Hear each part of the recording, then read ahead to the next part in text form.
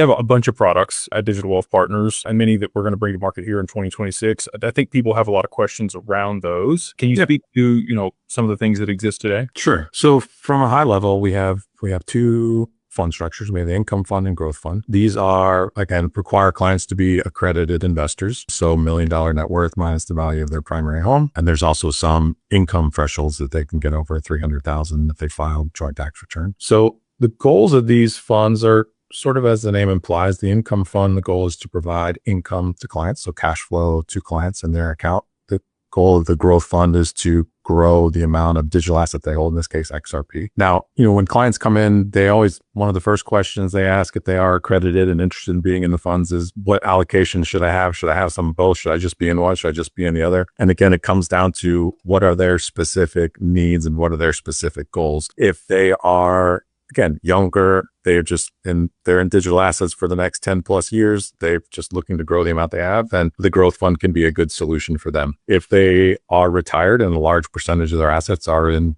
digital assets, then the income fund can be a good solution because it is, again, providing cash flow to them so they can help fund their lifestyle needs. And then some clients, obviously, it will make sense to be, some mix of that. They may not be retired, but they want some cash flow maybe to offset AUM, or again, maybe they just have a large chunk in, you've alluded to, what's the term you use? You're like digital asset rich, but cash poor.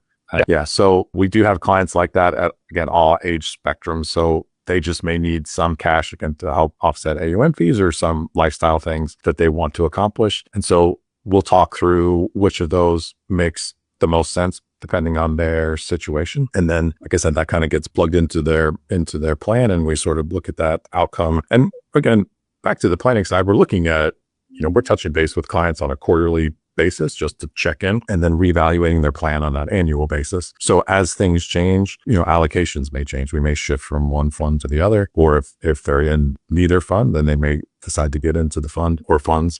So again, very dependent kind of on what the client needs are at the time.